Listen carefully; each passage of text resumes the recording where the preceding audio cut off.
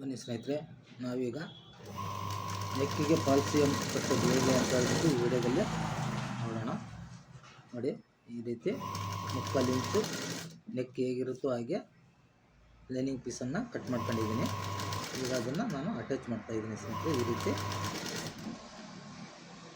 ಇದನ್ನು ನೀಟಾಗಿ ಫೋಲ್ಡಿಂಗ್ ಮಾಡಿದರೆ ಎಮ್ಮಿಂಗ್ ಮಾಡಲಿಕ್ಕೆ ಭಾಳ ಚೆನ್ನಾಗಿರುತ್ತೆ ಸ್ನೇಹಿತರೆ.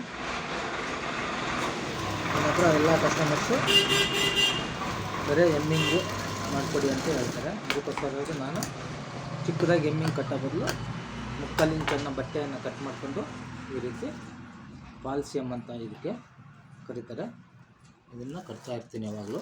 ನಾನು ನೆಕ್ಕು ತುಂಬ ನೀಟಾಗಿ ಬರುತ್ತೆ. ಅದು ಚಿಕ್ಕದಾಗಿ ಕಟ್ಟೋದಾದರೆ ಒಂದು ಹತ್ರ ಸಣ್ಣಕ್ಕೆ ದೊಡ್ಡಕ್ಕೆ ಹೋಗ್ತಾ ಇರ್ತದೆ ಸ್ನೇಹಿತರೆ. ಅದಕ್ಕೋಸ್ಕರವಾಗಿ ಇದು ನೀಟಾಗಿ ಬರುತ್ತೆ. ಮತ್ತು ನೆಕ್ಕೆಲ್ಲ ನೋಡಿ ಈ ರೀತಿ ನೀಟಾಗಿ ಕಾಣುತ್ತೆ ಸ್ನೇಹಿತರೆ. ಫ್ರಂಟ್ ನೆಕ್ ನೋಡಿ ಎಷ್ಟು ರೌಂಡಾಗಿ ನೀಟಾಗಿದೆ ಅಂತ. ಹೀಗೆ ತುಂಬ ಚೆನ್ನಾಗಿ ಕಾಣುತ್ತೆ.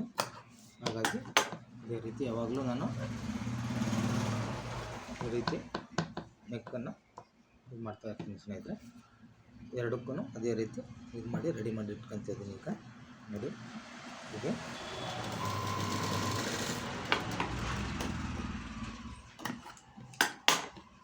ಎರಡು ನೆಕ್ಕನ್ನು ಪಾಲ್ಸಿಯಂ ಕಟ್ಟಿ ತಿರುಗಿಸಿದ್ದೀನಿ.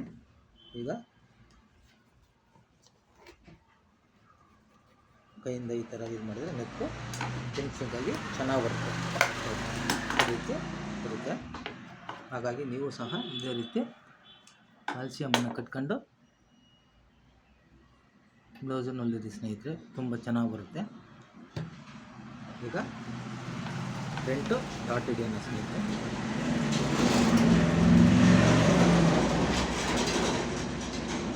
Front dot